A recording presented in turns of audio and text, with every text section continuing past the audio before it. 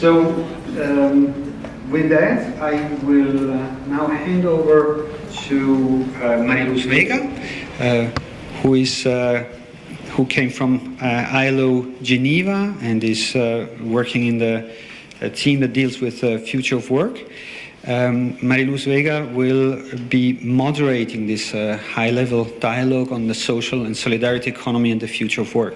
So, thanks Mariluz, and over to you. Merci Martine. Je vais parler français cette fois parce que je vois qu'il y a une... I'm going to speak French, says the lady.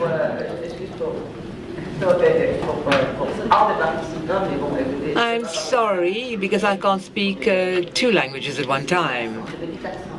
And excuse me for my accent, but it gives me my personality. So, all my notes are in English, just to give you an idea. I have the pleasure C'est vraiment un plaisir d'être avec vous. To be with you and to follow up on the invitation given by Mr. Schmidt. I think this work is extremely important, not only for the ILO, but for Europe. I have people at a very high level, and so it's a great challenge for me. Modératrice et animatrice d'un panel où les hauts niveaux. You know, it is a very high-level panel, as you have understood, so I'll try to be at the level of the panelists as a moderator. We're going to describe the role of work and why the future of work for the ILO is important for us and why it's so interesting for us through today. It's clear in the world of today, where there's instability, no security, there are questions. For a very long time, we've never had a situation like this. People asking themselves questions. We are at the crossroads. And I think that there's a very pretty word that was invented by the Pope. He says, in French, rapidization. These are words that are very important because they're very descriptive. You won't find them in any dictionary, of course. But it's up to us. We can't control the change. Over the past so many years, there have been so many changes. It's impossible for me to give you an example because you see them everywhere. And from 2013, Guy Ryder from the ILO, the director, has come to the conclusion that we need to do something to deal with the changes that provoke us into action.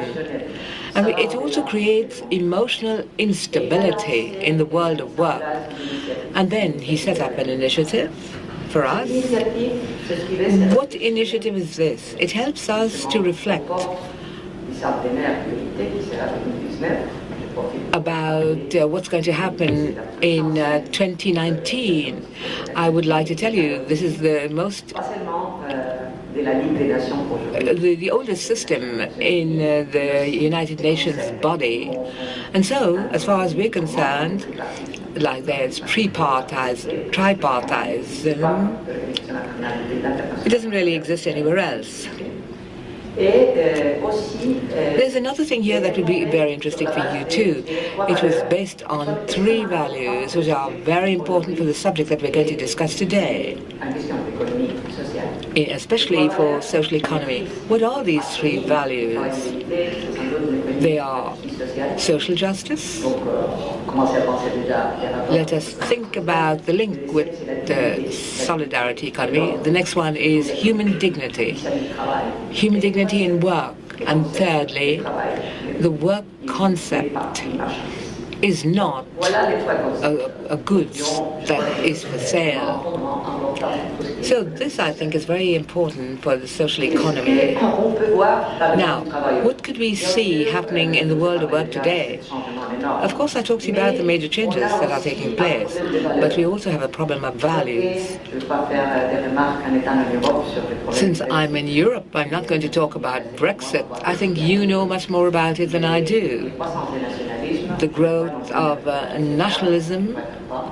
I don't want to talk about Mr. Trump, because that provokes all kinds of emotional reactions. But you know, in Europe, and we can see what's happening, there is a movement that's very complicated, politically speaking. We have values that are very important, and at the base of it all, we should direct our thought process to that. Once again, we have gone through a very difficult financial crisis, especially for the southern countries in Europe. Now we have a crisis. I wouldn't call it an economic crisis like Greece went through, but there's a crisis that changes the value of work. We are now caught up in the space of time where everything is changing because of technology. You can see, for example, that there are so many platforms coming up, and we don't really know who the employer is, and we don't know who the workers are either. So it's impossible for us to translate the specific word, but it is temporary work. So these are enormous changes, followed on by crises because of the rules in the world of labor. These are legislative changes that we knew only. There's much more than that now. We think there's going to be a problem concerning structuring of work. And through the new technologies and their application, there's this idea that there are certain jobs that will disappear. Some will be created. We don't really know. We are in an unstable situation. Certainly there will be new jobs created, but there will be also the skills. They talk about skills everywhere all the time, and they talk about the mismatch of skills. And at the end of it all, there's a problem in our educational system. So how can we have an educational system that allows people and future employers to adapt themselves to the world of work that is ever changing? And that was not even the case 5 years ago. So you can get an idea of the rapidity with which the changes are taking place. What is the role of social economy in this world of work? You know that we have already talked about the value of the social economy.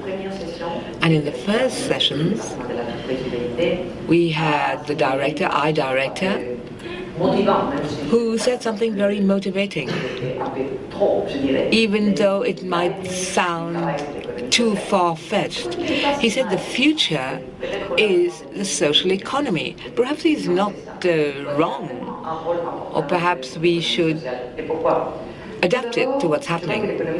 I think that social economy represents democratic values and the values, of course, that we have at the ILO. Why? Because in everything that is to do with its creation, its philosophy, there is adaptability which comes uppermost. Adaptability means flexibility. Adapt to the needs, be flexible, and in the same context, to avoid non-profit. There's no longer this idea of the entrepreneur who is in social economy, we call him in solidarity. So there's a question of adaptability, respecting the values, and the values that are the basis of the ILO. Now, in the world of today, we have public services, we have other sectors. They are incapable of responding to the needs. And social economy tries to respond to all the needs and be flexible. Flexibility is a point that is the most important in my opinion. Apart from that, social economy is very adapted. to deal with what we call the drivers of change. If we think of the major changes that are taking place today, first of all, it's the demographic situation. Why should social economy adapt to the challenges? First of all, it has the capacity for distribution. It can respond to the demographic needs of people, older people, the silver economy, if you like.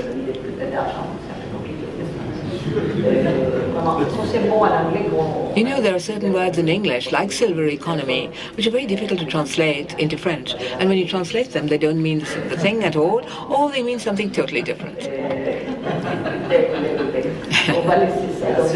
So we just leave the silver economy as it is.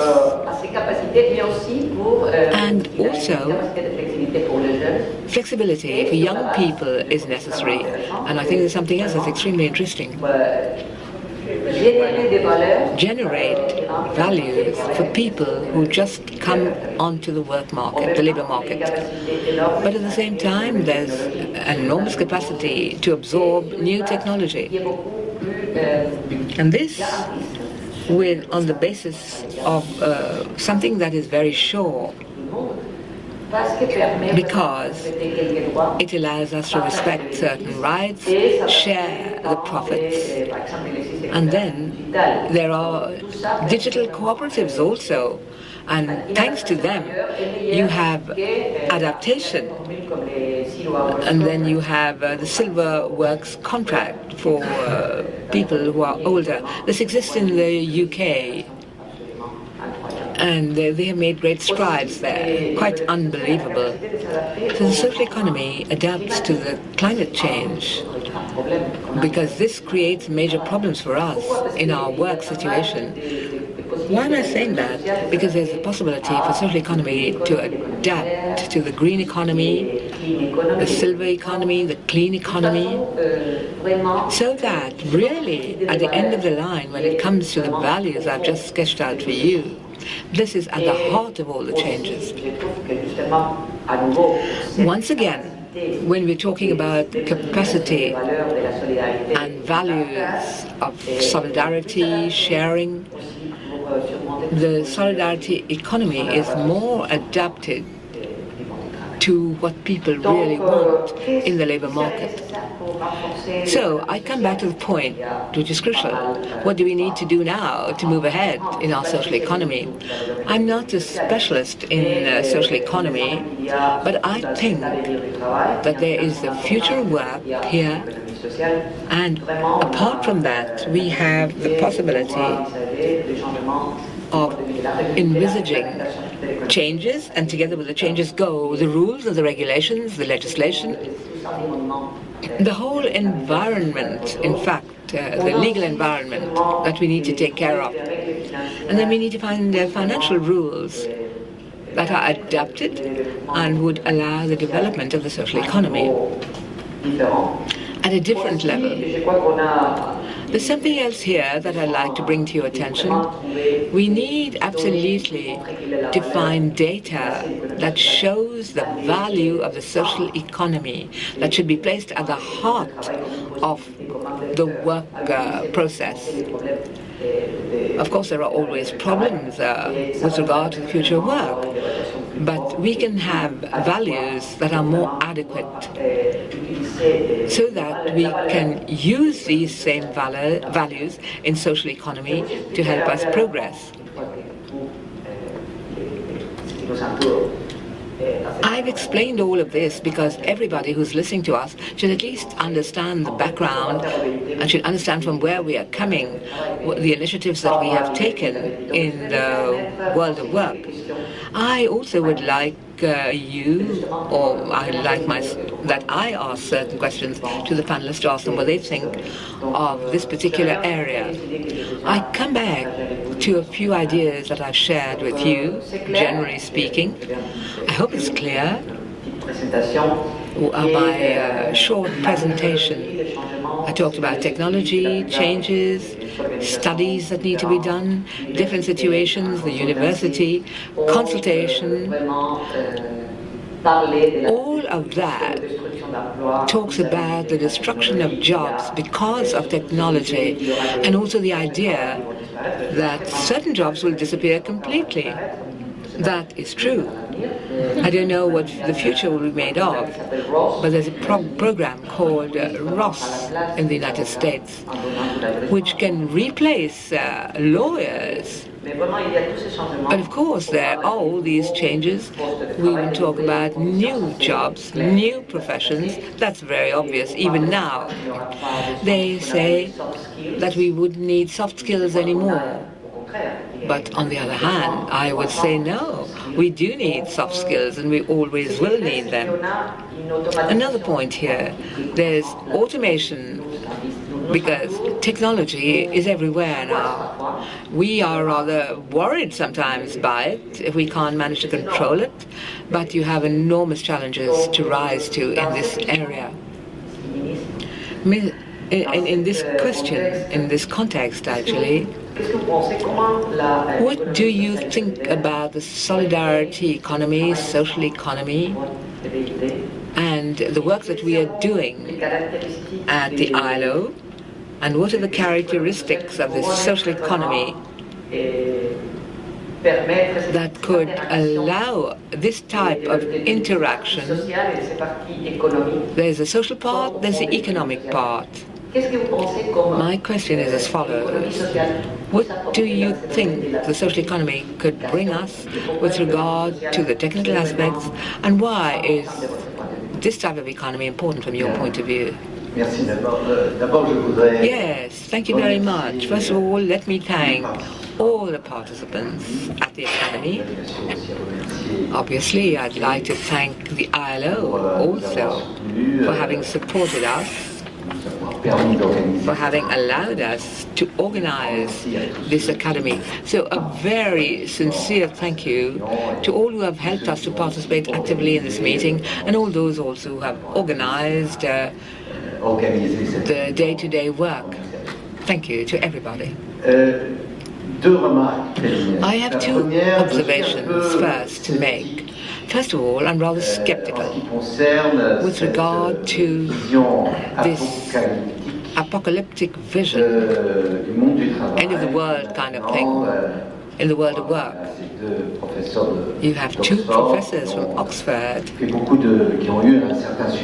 who were rather successful because they told us about a very black future, saying about 40% for 0% of jobs would disappear. So I am questioning this point of view because many other analyses show us that everything is not so gloomy. But what is really sure is that many jobs will be changed fundamentally. So there's a major challenge here. The question now is, how can we adapt with regard to the skills, with regard to education? How can we see that jobs are changed, but changed for the better? Obviously, there's job creation. Perhaps we don't know much about this at the moment, but it's clear that there will also be skills that are not only technical, but technical skills that are human, creativity, teamwork, and will become more and more important. And there is a major question. How would we manage the interaction between man and machine? How will we organize this? So we're going towards another type of economy, another type of organization also for companies. And companies too are going to question a certain number of ideas with regard to globalization. From the time you can produce something with 3D printers, perhaps there will no longer be the same export systems that we have put into place for creation in countries where salary scales are very low. My first reaction is we're talking about technology. In our countries, we're very obsessed by technology, and what we forget is that work is also a question of the southern countries, in the southern hemisphere. But there's a lack of work. There are millions and millions of young people who don't have work, who don't have formal work, or who can't really pay for what they need with the salaries that they earn, which are very low. But these families, these women, who very often have a great deal of difficulty because they are at the heart of the question of survival for their families. So we shouldn't forget all of this. So right now we shouldn't just be discussing the future of work. It's not the only spectre. We also should try to find out where the links are with the southern countries in the southern hemisphere, and give them the dynamics to go on to create a more rosy future for themselves. I think there are many examples that show us that in the South, I start with the South, the social economy brings with it a lot of hope. It's a vector for development, for insertion, and for hope, for young people particularly. For women also, because very often, I was in Morocco a while ago, and they were talking about projects where the project bearers were women. Their social economy needs to be closely followed up by all of us, needs to be supported by all of us. I was told by the ILO to say that you are going to develop social economy in the north of Africa, for the whole of Africa, the African continent. So there are fantastic examples that are available in Latin America that shows us how the social economy can create jobs, create activities, and create wealth, because the social economy is also a wealth creator and a well-being also, not just wealth. So,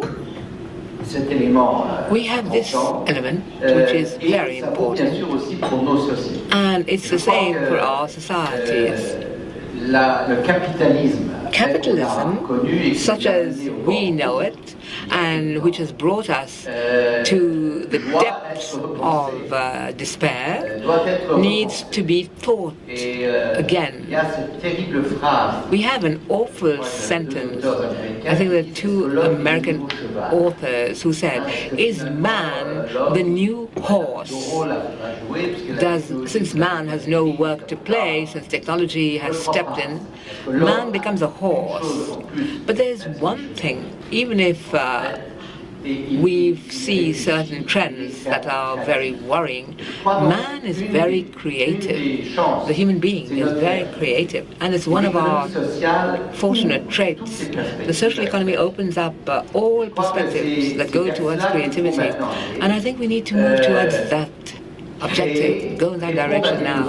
Respond to the needs, because the needs of humans never ends. The problem is perhaps the market, such as we know it, a capitalist market that is based on profit, doesn't have the answers always. The social economy has the answers if we could manage to move in that direction. Let's not be catastrophists, but we need to have courage, the capacity to invent, to be innovative, to be creative, to do something else. What is something else? The social economy, which is a vector of a new social organization, more inclusive, and that counts on people and on communities. So there's a new relationship between communities and the individual. And when we go deep into the traditions in the cooperative world, perhaps by modernizing or remodernizing all these ideas, we see in fact that the future of work is the social economy. But when we talk just about the future, we're capable of developing and strengthening the social economy for people. Thank you, Mr. Minister. You are very positive also. You have ended on a positive note. So, we agree totally with each other.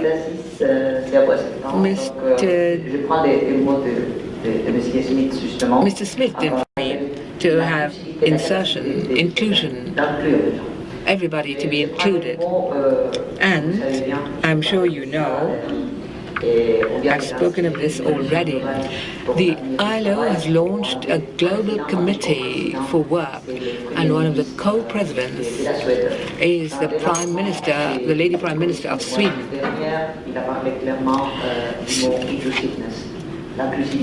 They talked about inclusiveness as a role, as a way of guaranteeing work. So it would be clear that social economy has its capacities to examine this particular dimension. But also, there are the characteristics in the world of work, like sharing, distribution. And from your point of view, with your great experience, what do you think of social economy? How can it contribute to work?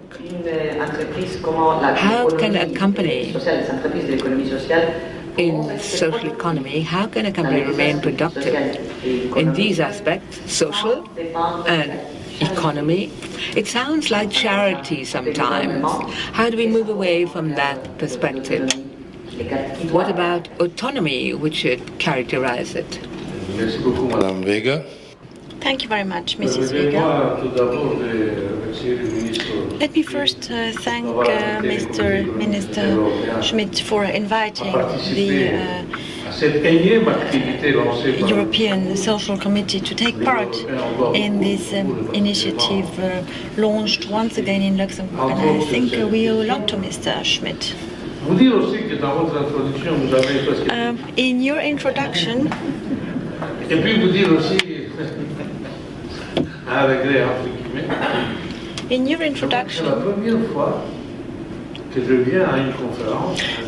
you mentioned something, and I think that this is the first time where I come to a conference, to a debate, with a nice written paper.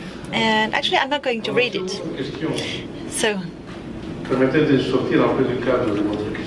now, let us have a look outside the frame of your question. First of all, social economy. Well, I don't know how it was at the beginning because I'm not old enough, but I've applied the principles of social economy when I was a young trade union leader, and I was 15 years old. And what was it, social economy? Well, we wanted to make sure that we have the necessary conditions in order to go to school, evening school, to help each other. To pass an exam, because we had to pass an exam, to organize activities, cultural activities, to organize the collective purchase. It was a kind of collective action.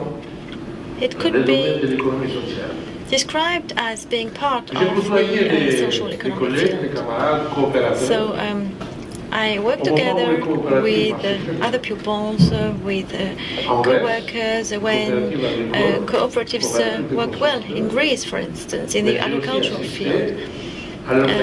But I also witnessed, the end of these cooperatives, and this is something that you also have to say. So, of course, I'm thinking of this when I'm listening to your question. At the beginning, the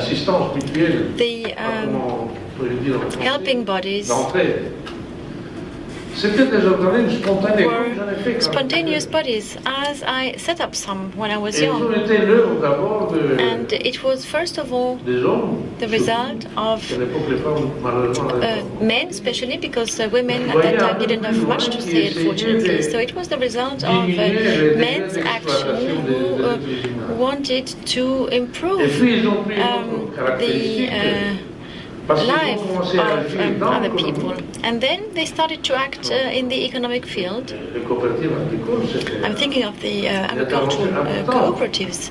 These was important bodies in the purchase of and the selling of agricultural products, and also in other services. So all activities were launched by people who were believing in this and who were considering that, well, they were really convinced of what they were doing. And I think that it started to be the beginning of the end of these cooperatives because of lacking people. Because then we've had a generation of people who were only managing without taking into account the fact that this body has also to be productive, not in order to be a profit-making body.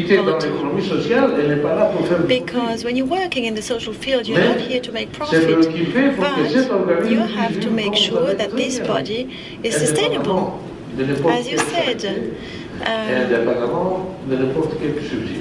without subsidies, without charities. And so I think it is really a critical point, and I think a lot of bodies are on the right way at the moment. And with regard to social economy, as the president of the European institution, I'm very proud of what's been done.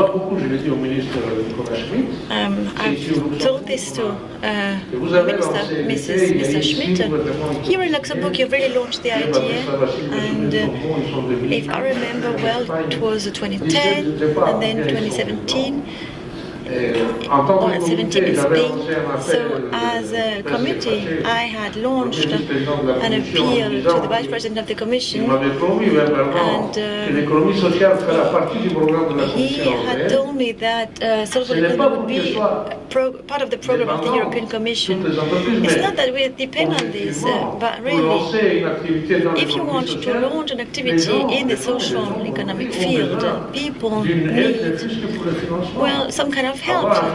Need just for in order to finance the start of the project, and have some subsidies in order to launch the activity, not in order to maintain it, but in order to launch it. And I think, Mr. Minister, we're really on the right way. So it's done. It's not done already. It's not over, but we're on the right path. And so, well, by definition, social economic activities make sure that men and women work in decent working conditions, and try to make sure that there is a better distribution of wealth, a fairer and guarantee to a certain extent stable jobs, and even if it's difficult, and we've seen the behavior of a lot of social companies during the crisis. So you can interrupt me, because otherwise I'm going to talk and talk. Okay, so the International Work Office, I was sitting in the Commission for the implementation of standards 1 month long, but I wouldn't like some governments, especially the government of our countries, use the this international office or misuse it. So we really have no excuse, and we can't pretend that the BIT has done something and the country cannot do better. We have to do better. Second point. So I would say, let us talk about the distribution of the volume of work. We just do as if today in the world we didn't have tens of millions of unemployed people. But I mean, it's better to clear things just from your own door instead of wanting to clean up everything somewhere else. And so it was yesterday, or I think the day before yesterday, I was having a look at the statistics. 25% of the population in the European Union is at risk of being living in poverty. And so there are already some living in poverty. So we do as if in the European Union, I mean, we're pretending, well, the growth is good and there is less unemployment in Germany. Yes, but it is still high. And in some regions, especially, for instance, also in the Baltic countries, well, it may be that we've got less unemployment, but because young people have left the country. So let us talk about the distribution of the volume of work available, because the productivity has increased a lot, because the created value has increased a lot, and we witness, and I'm not pretending this, we witness that the distribution of this wealth is just imbalanced. And so, I can't remember, but I think the figure is 1% of the richest on the planet have more than 50% of the produced wealth. So there are two fundamental things. And I hope that the General Director, Guy Ryder, will keep this in mind. I know him, and we had a conference on this topic. So this question has really to be raised within the international office. But at European level, there are more and more people asking for policies which should better distribute the volume of work so that young people step into the employment work, and also in order to better distribute the produced wealth. One more thing, within the committee we've done some concrete proposals, for instance with regard to taxation of the financial transactions. It was our proposal, it's become the proposal of the Commission.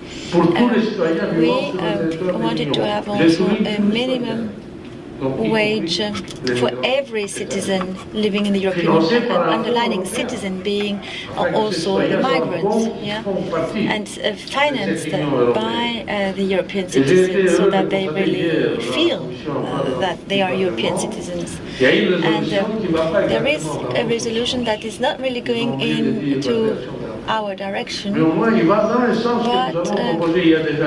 it's going into the direction that we suggested 5 or 6 years ago. So the Economic and Social Committee is going to ask for a minimum wage for every citizen. So there is still a lot to do. And I must say that a lot of companies working in the social economic field say, well, this is like a paradise in this jungle, where very often it's not justice that has the last word, but really the strongest has the last word. And we're here in order to make some corrections, and I'm very aware that we need politicians. And well, in Luxembourg we've got lots of good politicians.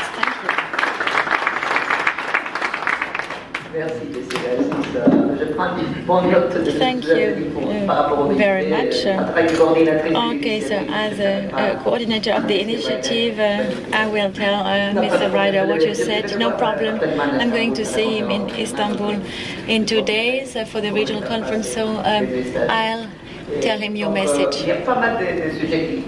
So there are a lot of topics that have been addressed. Unfortunately, we do not have much time. There is another topic that we're going to address, and I think that there are already some ideas that have been elaborated.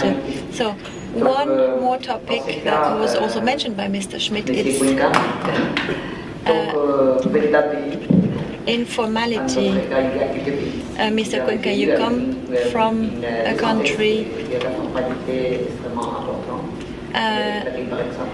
there are other people coming from other countries like for instance in South America or in South Africa, informal economy, where informal economy plays an important part. So informal economy and the weakness linked to this informal economy is a concern.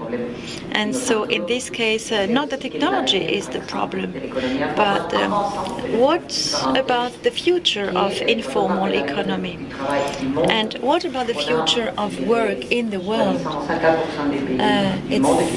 People say that 50% of the countries in the world are in survival economy. And so when we ask people, what is your future? The people answer, we try to survive. Still. And so this is something that also has to be taken into account. So from this point of view, taking into account all these differences, all these inequalities in the world, how can the social and economic, social and solidarity economy be a bridge, let's say, between formal and informal economy?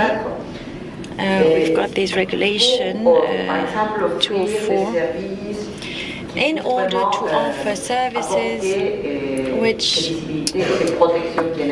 will bring in some kind of protection which is necessary in this weakened informal world. And how can social and solidarity economy be used as a mean of dialogue for the governments and for the representatives of informal economy, which are really split around the world? Right. Good morning, everybody. Thank you very much, Mr. Schmidt, Nadine, and Fatima, who helped me a lot join you here. Well, you may think that everything has been said, but I would like to talk about the example of Costa Rica. This is another context, maybe something in the middle. In Costa Rica, we've just found out that we can have a growth and at the same time a rise in unemployment, and that is something new. We haven't had this in the past. So the country was quite successful with regard to being included into the international growth. So in the last 30 years, we've increased our growth and we've reached 5%. We also doubled our forest area, and that is important because you've got also the human being that has to be taken into account, and we're going to talk about the environment when we talk about informal economy. And so we found out that a major part of the increase in our GDP come from companies which have high capitalistic activity without employing many people. And so now we've got an unemployment rate of between 8 and 8.5%, but now the informal economy rises by 10%. And so we've found out that we cannot satisfy the problem of creating jobs with all social rights that are linked to this. And that is why I would like to structure my answer in 3 points. So first of all, some theoretical analysis.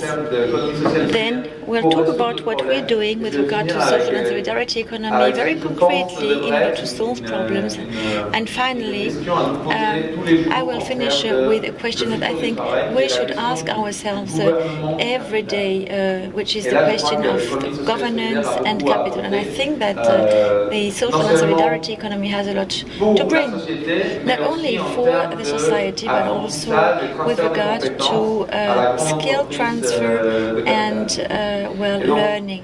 qu'est-ce qui se passe chez nous en fait? Okay, so what is happening in our countries? Well, informal economy means that you've got a working system in which the country doesn't manage to support the costs of this working system. In Costa Rica, you've got social contributions of more than 20%, 25% per worker that have to be paid. So these social contributions, I'm talking about the social contributions, not about the income tax. So if we're not able to make sure that the people can have a job, a formal job, we really have a problem in the organization of our country, of our society. And so you've got a problem of value retention. So the informal economy means that you've got a lot of third parties, maybe too much financing somewhere. You also need technology, you also need to organize the property and the work. And we could also add prevention, because in our case, prevention is something organized in a central way by the state. And so in this distribution of wealth, we can find an answer in our capacity to reinforce the organization of the people working. And I'm going to give you a concrete example of what we do in Costa Rica. I'm going to talk about the butterfly producers. So it's a bit specific. Costa Rica has is now exporting butterflies, and there are about 500 butterfly farms. It's small producers, it's families who don't manage to step into the industrial organization, because the standards with regard to protection of the environment are very expensive if you consider them one by one. And so what are we trying to do? And I'm talking about this because this is something that I will work on next week. So we try to imagine a way of making sure that this butterfly farm, for a product which is an innovative product, for a product which has some value on the international markets, for a product which fits to the protection of the environment, but for which the standards, the compliance with the standards could not make it possible for these families to remain within their farms. So what would happen normally would be a concentration of the butterfly farms. But if we manage to find an organization, be it a cooperative or an association, with the support of the state, if we manage to increase their organizational capacities, their technological capacities, then they could comply with the standards, because they would have enough money for that. And so all of a sudden we could create a capacity in order to remain the value, in order to have these people switch from the informal to the formal economy. And would also like to give you another example. It's the fishermen in the Nicoya Peninsula, which is very strongly controlled by some regulations, environmental regulations. So the people sell the 1 kilo fish for $1.20, but the same fish in San Jose, in the supermarket 200 meters from my home, is sold for $25 a kilo. And so you're asking the question, what about the profit? And this is where you ask for the creation of value. So the profit is somewhere between the 150 kilometers between this island and the supermarket. So the 23 remaining as lost somewhere in the middle. That's just incredible. And so here, once again, these fishermen, if they want to comply with the environmental regulations in order to maintain the ecosystem, in order to live from their job with dignity and be part of the social and environmental system of the country, they need to change their entrepreneurial organization. And I'm coming to a conclusion. These examples, if you're thinking of it from the broader perspective, you can find out that this is a problem of the organization of entrepreneurship. So this coordination of efforts in order to produce and in order to sell a product or a service is just wrongly organized. And so we really have to reflect really from the broader perspective, not only to reflect upon social and solidarity economy, but also to reflect upon major companies.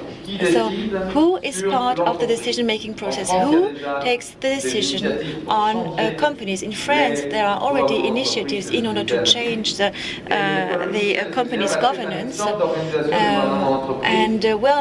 Social and solidarity economy is an example of something that may not be perfect because, well, there have been some mistakes because sometimes, well, bureaucracy is very difficult to experience. The entrepreneurship strategy is also sometimes difficult to stick to, but the question you really have to answer is how to organize the property, taking into account the private property, democracy and freedom. And this is where we have the future of work, I think, because the future of work cannot be thought of, imagined without thinking of the organization of production. And so you've got the technology, you've got the human being, you've got the environment, and you've got the regulations through which people decide upon a technology, upon the relationship between the technology and the environment. And what is the position of the human being here somewhere in the middle, because we're not going to be slaves of the robots, are we?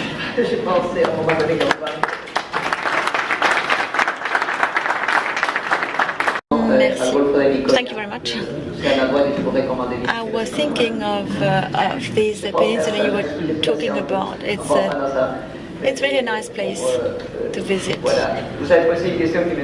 So you asked a question that is really important with regard to the reflection. It's just my personal reflection.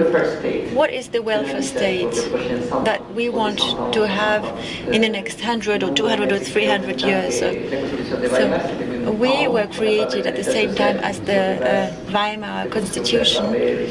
And so you talked about liberty, dignity, democracy. So what will be the challenges that we'll have to face in the future? And I think we have a role to play. And I think, in our case, Europe is central, but also in other regions. So, it's a great pleasure to have another woman here, because, gender issues is something that is very important to me. So we are going to go on with a question raised to Mr. Cuenca.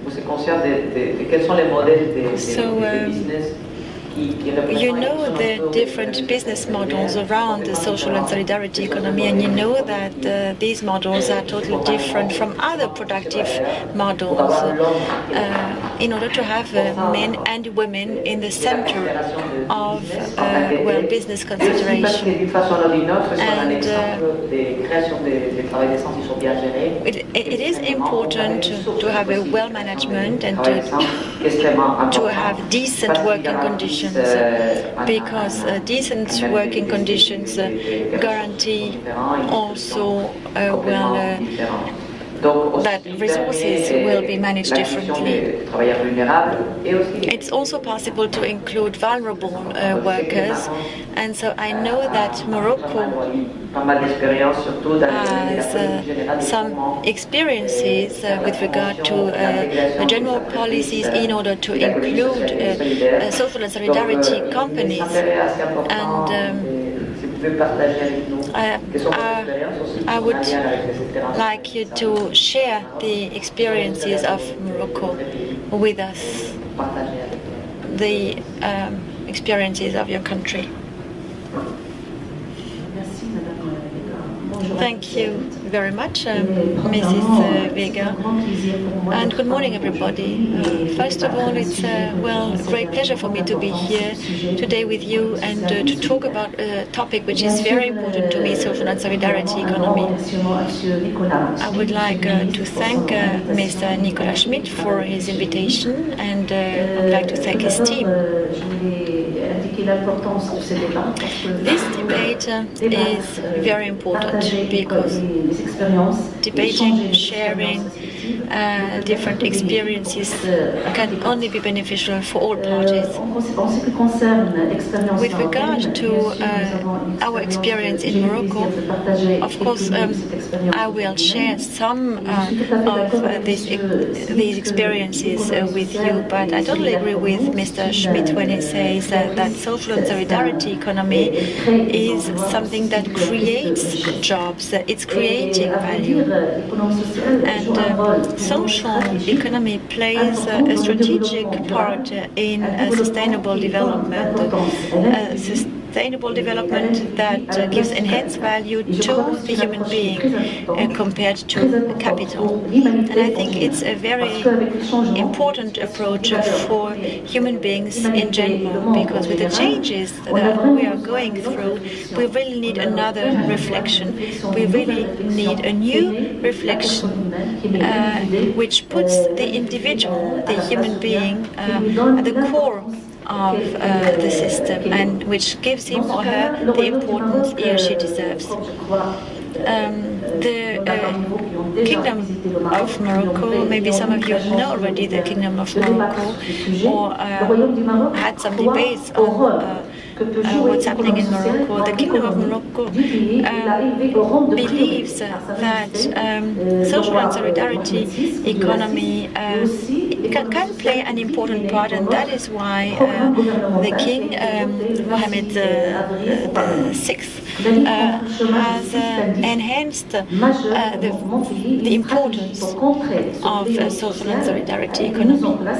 And so there have been several initiatives in order to create decent works, and we now have a national plan for the promotion of jobs, which was approved by the Council of the Government. And in this plan we've got several initiatives in order to give more value to social economy. Social economy is something that is really dynamic, that has been very dynamic in the last years, and it is generating social stability. We have a lot of stakeholders, corporations, associations, and the traditional institutions, and so we have social and solidarity economy in handcraft products, and you know that in Morocco we have high-value products which are linked to the history of Morocco. We also have agricultural products, like, for instance, argan oil. So we've got many products, typical agricultural products. And there is a change in the way associations work in Morocco at the moment. Today we have 18,000 cooperatives, and we had less than 5,000 1,000 in 2004.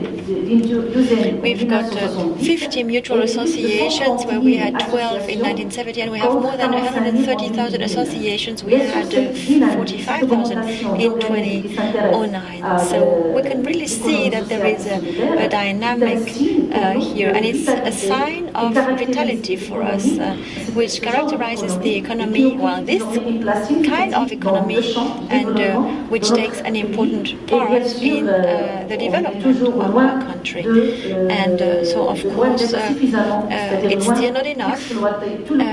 There is still a potential with regard to human beings, and also with regard to natural resources, especially I'm thinking of agriculture and the typical products that we have.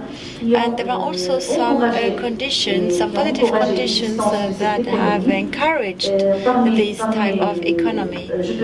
And I'm thinking of a national initiative for the human development in 2005, launched by the King, and also the will to encourage the involvement of civil society in, and the dynamism of civil society, which is motivated by a culture of collective initiatives, helping each other, and solidarity.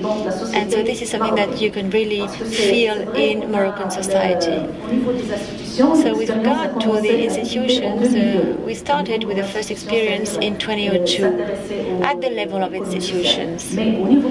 But with regard to the cultural point of view, well, the values of Morocco are values where the human being plays an important part, and the values really encourage this mutual help within the society. And now we can really see a will from the different bodies, from the institutions, from national and international institutions, to build on this. Now, I still believe that the social and solidarity economy is not recognized enough as an emerging economic field. And I think that it could also do more against unemployment, because unemployment is not a national issue, it's really a universal issue now. And I've talked about the national plan for the emergence of employment, and we have a lot of initiatives that are linked to social economy. So we want to encourage social economy initiatives, especially with young graduates and women, because the civil society and the cooperatives, in these cooperatives you'll find a lot of women. I talked about 18,000 cooperatives, and we've got about 15% of women and young graduates from universities who are now part of the system, and there is really an innovation in the regions. There are young people who managed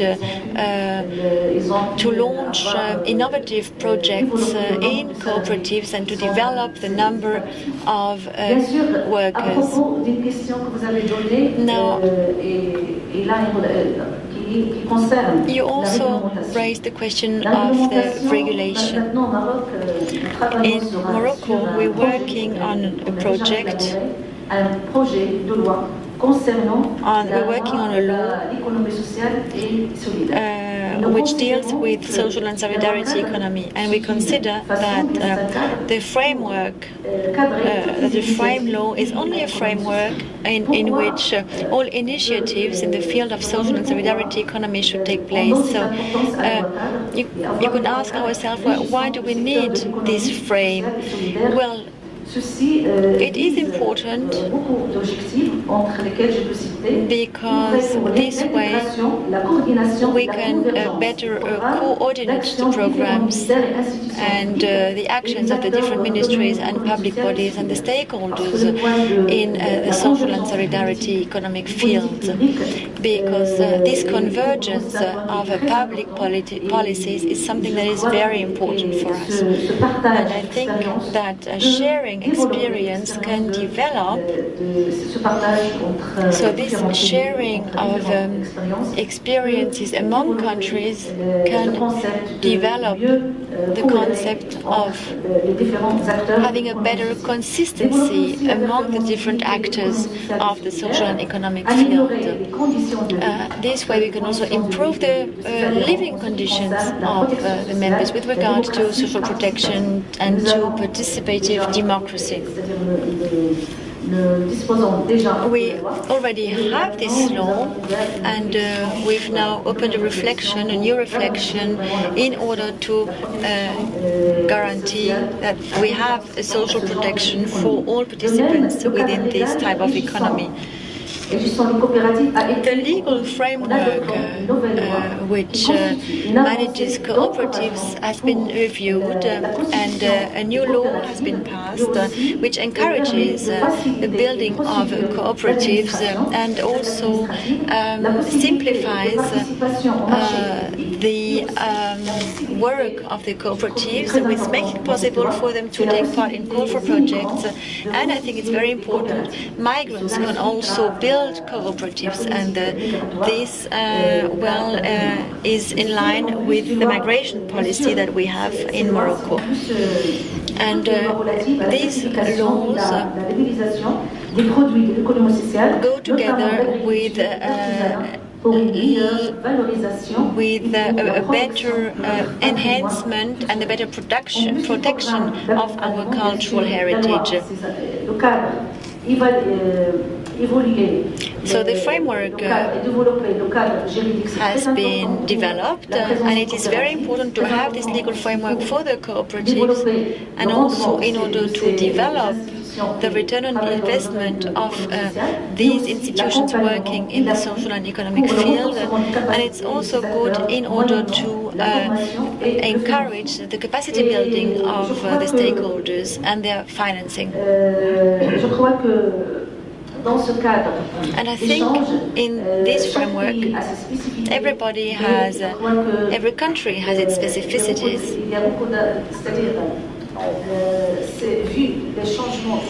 But if we have a look at the changes everywhere in the world, I think that we are still convinced that social and solidarity economy is something that is universal, and it's very important.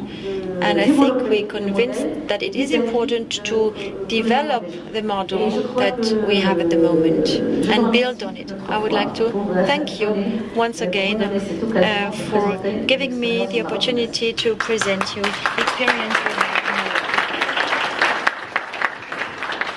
Madame Mosali, I would like now to change into English. Then I give you 30 seconds to the ones that need headphones. But we have now the opportunity to talk with Mr. Slapnik. And we will go to a completely different point of view, but this is a complementary one than the one that we have mentioned before. As everybody knows, all the countries of the world, we are involved in the accomplishment of the Sustainable Development Agenda for 2030.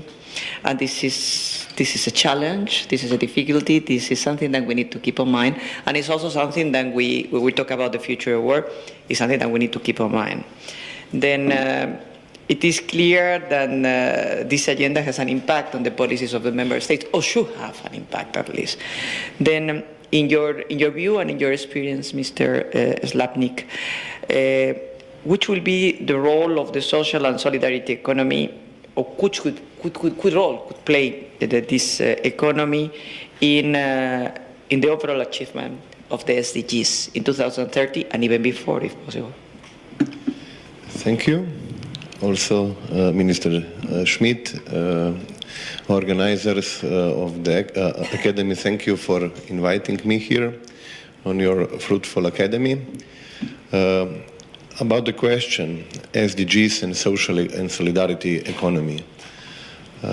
First, I would like to point out that my personal belief and also the activities that we are doing in Slovenia related to realizing SDGs as a country and also being part of Europe, who, as we know, is also doing a lot of in achieving sustainable goals 2030, is that social economy will play, and it's playing a crucial role to realize SDGs.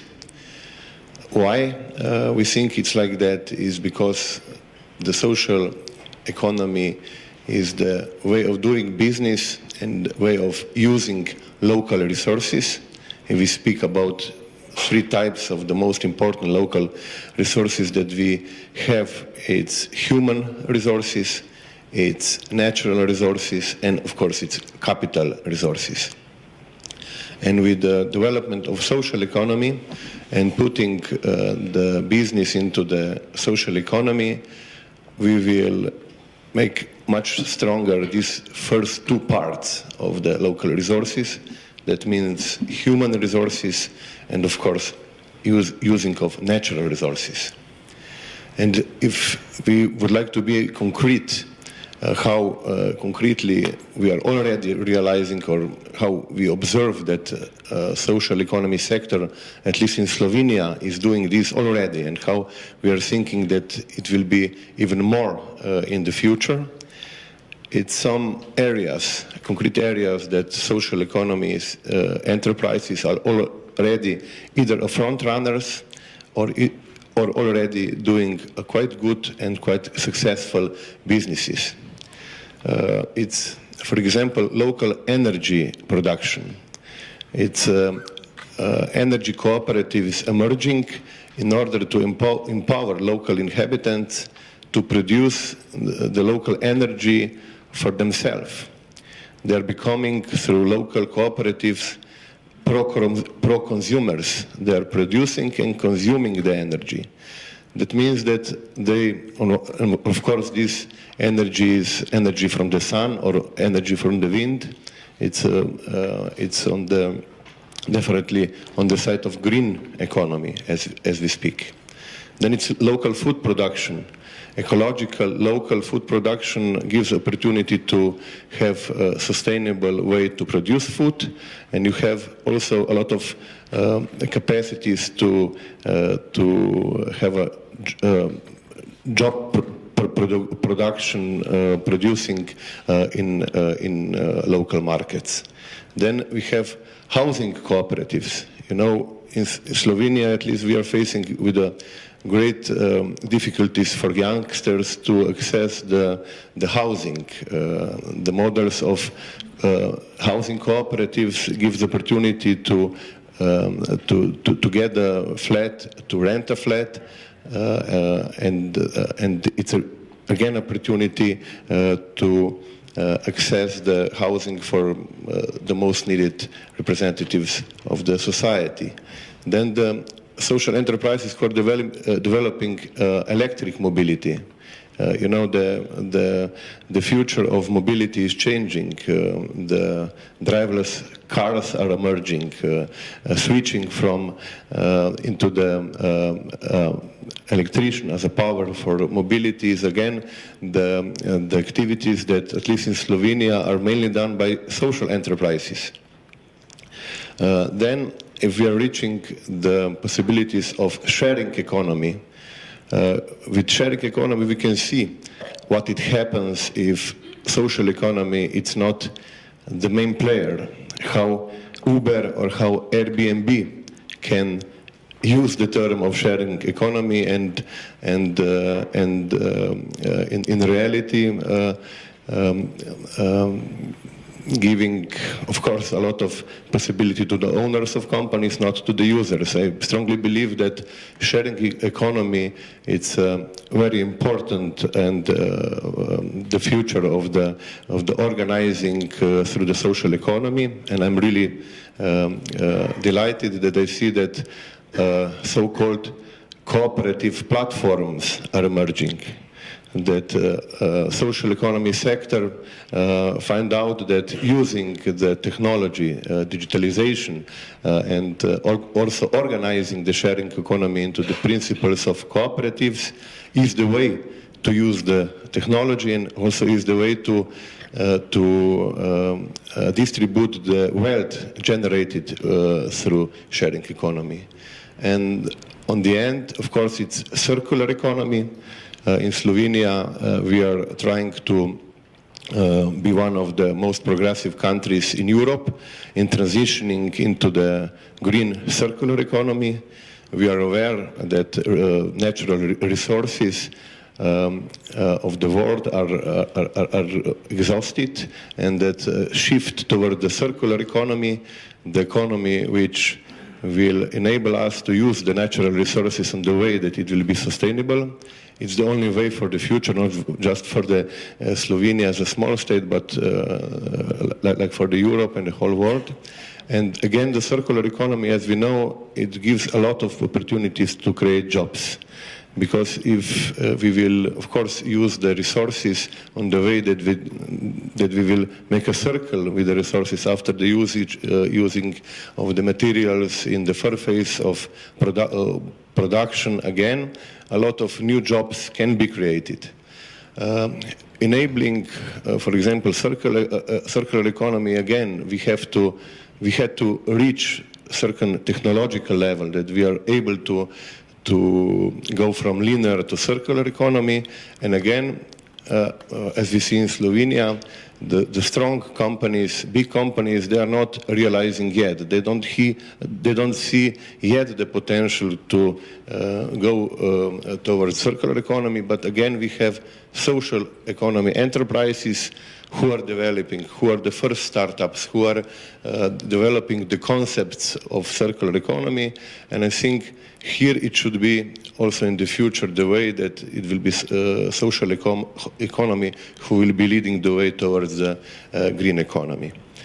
In the end, I would like to point out also that after 25 years using of World Wide Web, Internet, we have a new technology who is emerging. It's, as you know, blockchain technology.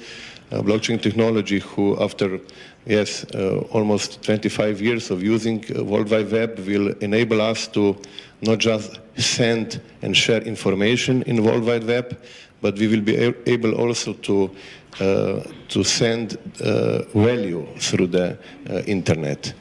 As you know, the first emerging cases was digital currencies, but now blockchain is going towards the concrete industrial sectors. And here again, I strongly believe that for social economy, blockchain, if we will use it and if we will develop it and if we will use it as a tool for the future development of social economy, it will be the missing tool that at least I think that we had in recent years in either running the cooperatives, either running the social economy companies that will help us to be on the market together with all other, of course, companies, the one who will enable us to run either cooperatives, either social economy organizations on better way, but on the way that it will definitely enable us to distribute the wealth, to give opportunity and to include the workers. We have a topic, the future of work. I strongly believe if we will use the blockchain technology in worker cooperatives with the smart contracts who enable us to implement all legal necessities in each of the European member states, that we can really disrupt the disruptors. I mean Uber, I mean Airbnb and such platforms.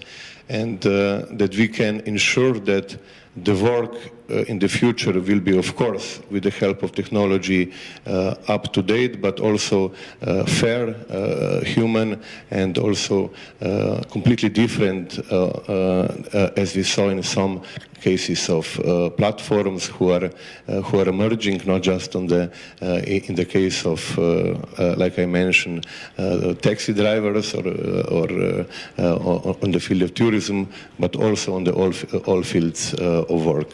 Slovenia would like, and we are trying to be as a country, green, creative, and smart.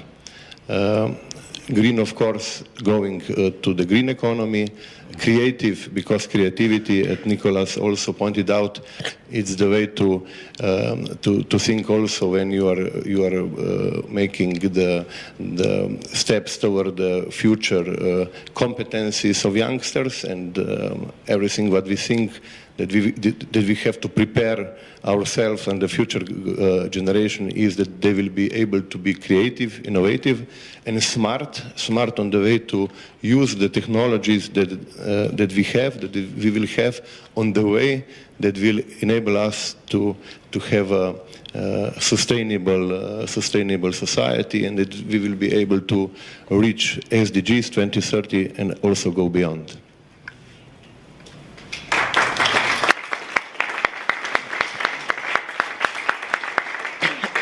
Well, I would like now to conclude. Je passe au français à nouveau. I'm now going to conclude. Et on va conclure, c'est pas moi qui va conclure, je vais laisser la parole. In fact, it's not me, but we have a limitation of time. So I am going to be like a dictator and tell you that you have very little time to respond. We have our national dialogue, 114 countries in the world that have joined with us. Very soon you will have the synthesis of these reports that will be published. And there are other documents that you will receive that will be sent to everybody. And at that moment, at the first meeting of the Committee for Work,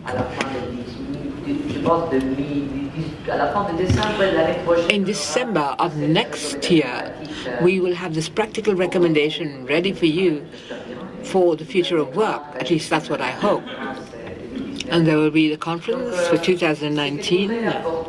What I personally want to say as a conclusion is one sentence from each of you is something I want that could tell us what is social economy, solidarity economy, what does it mean to you for the future of work. I'd like you to make an enormous effort, because to say this in one sentence is extremely difficult, but it would allow us to conclude, of course, with all our thanks. But you start with a sentence, and who would like to take the floor? Yes, I could do that. Social economy, for me, is the future, is solidarity. It could contribute, but also contribute to a better sharing out of wealth in the different countries, and I hope right across the planet. For me, social economy, solidarity economy is the renewal. I think we've come to the end. I think it was a very good idea, you know. I'm very intelligent. I asked people to make the conclusions for me. Thank you for all that you have given us as material for thought. It was fascinating. And I'm going to encourage you to work along these lines, especially because the future of work, it's ours. It's not something, as our Director General said, it's not written in the stars. It's something that we have to do every day. Thank you. There's a coffee break, isn't there? Yes, thank you.